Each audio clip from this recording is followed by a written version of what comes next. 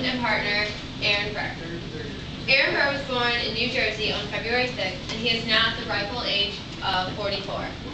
He is the son of Reverend Aaron Burr, co-founder and second president of the College of New Jersey. But sadly, both of his parents died at the age of 3, and the job was reassumed by his uncle.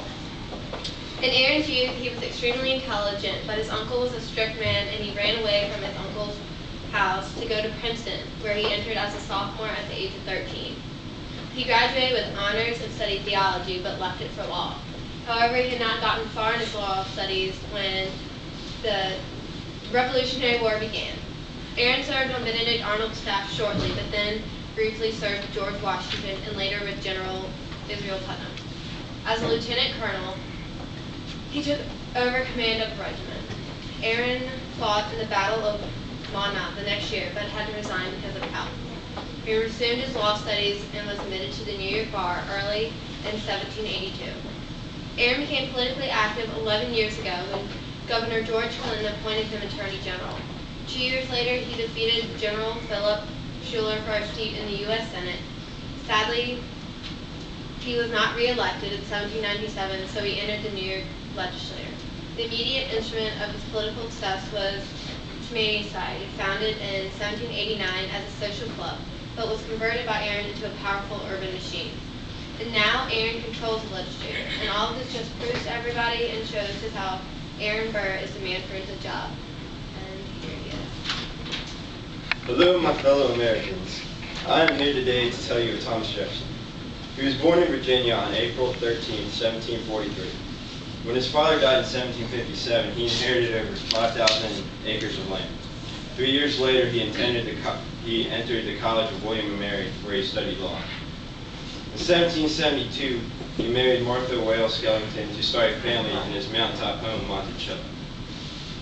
In 1769, he was appointed to the Virginia House of Burgesses in the Second Continental Congress in 1775.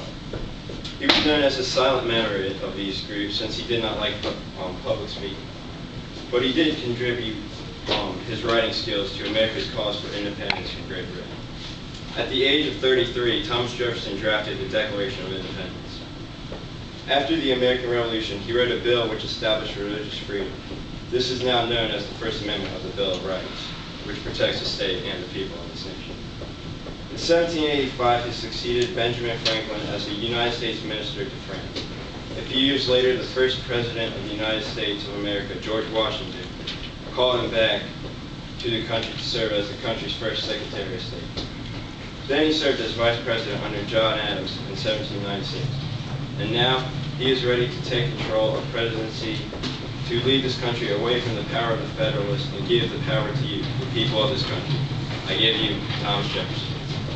Alright, well, let's get started by saying Adams is a bastard. With a few gasps of air that he mustered through his gaps between the lips of his mouth and the ass cheek of the national government, he wasted them away on words that overkill the points and increase trade and much more. The Federalist words are weak and pathetic, glazed by the molasses that drools from their greedy mouths, soaked in unworthy points and arguments. For instance, would you rather have your own country, your mother country, in the hands of people who haven't even stepped foot on the poor lands in which we, real men, run? These lands in which our pride is soaked into every root in which gives us food, every root in which sets the foundation for our economy, every root in which will give birth to so many successful and well-lived generations. The true power and potential of America only lies in the hands of the Democrats and Republicans. The Federalists know nothing. They are blind and senseless to the needs to you, the people of the United States. The light in which blinds them is nothing more than the greed for money and power. However, I, Thomas Jefferson, will hear every word that you say. I will fight for you, your right to party for the green in which runs our country.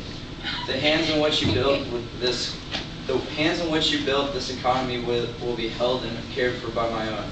The threat of the central government runs completely parallel to that of the British. Just imagine yourself surrendering your own rights as humans back to the man, back to the assholes who took your pride and dignity.